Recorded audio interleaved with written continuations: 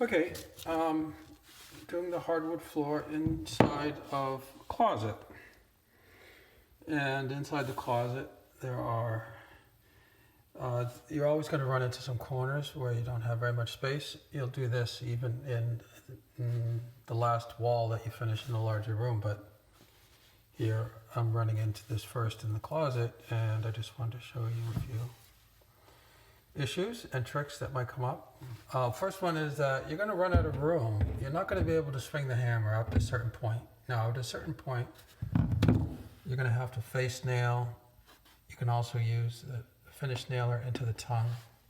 But here's an example where there is still enough room to get this in here. Now, you could try hitting this at an angle and try to redirect the blow, like carpenters can do that with a hammer in a tight space.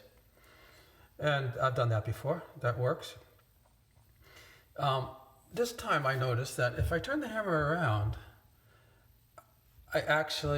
you get a better ability to swing it and hit it flush onto that trigger than you can in this direction.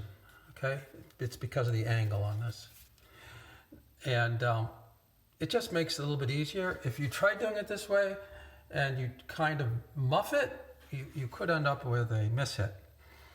Now, it says right on the hammer, on the next to the trigger, it says only hit it with the soft face of the hammer. That's what the soft face is for. This is probably okay because it's extremely limited for a couple of hammer blows, and you're not going to be hitting it that hard because you can't swing it.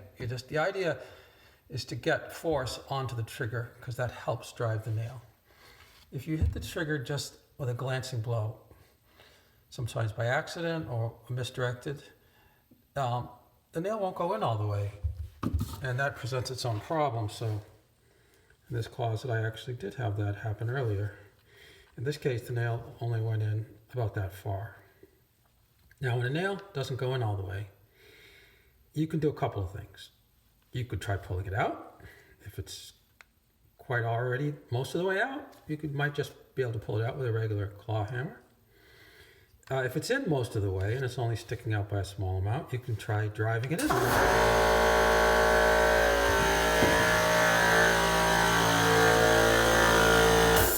I don't need that. You could drive it in the rest of the way with a nail set. Okay?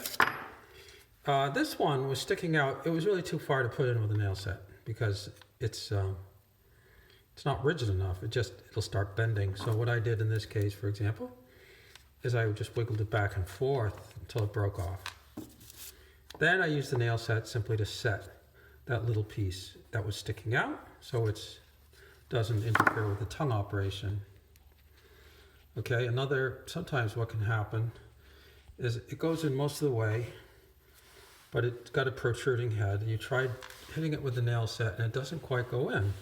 This could happen, for example, if it's actually encountered a nail or some other object down there and it really doesn't want to go any further.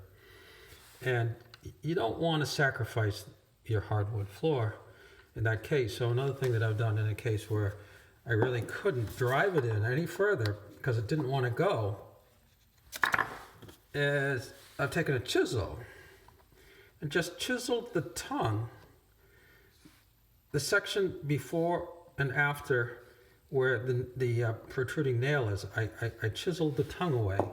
Then you can simply push the nail down so that it's in the space that normally would be occupied by the tongue. That's all. And then you get past that little section. You don't want to have to rip up the whole wooden board unless there was a major problem. Okay? So that's just a few tricks that'll help you. Another thing in the closet is the back of a closet is a place that nobody ever will see again. Okay, some people I've heard don't even put the hardwood floor in certain sections of the closet or something, but here I'm just using up a couple of these pieces that I had left over. They're only about an inch or so, or even less than that. Well, maybe an inch or so, a couple inches. And in the back of a closet is not a bad place to use these. Now you can't nail these. If you could try face nailing them, you can't get the hammer in there. It's just not enough, and it will split it, or a good chance it will split it. You're just taking a chance, and then it's ruined. You can't use it. Even when you try face nailing it, it could split it because it's just too small. So what you can do is simply put a spacer in, and then, or even not. You don't absolutely have to. You don't have to have the spacer. You just push it up against the wall, and then you push the board against it tight as you then drive it in with the hammer, and then it's really trapped in this spot.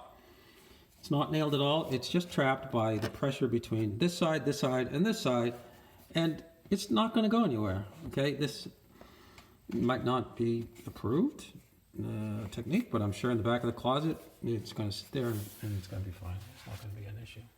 So there's just a couple of things that come up inside a closet. Okay, thanks.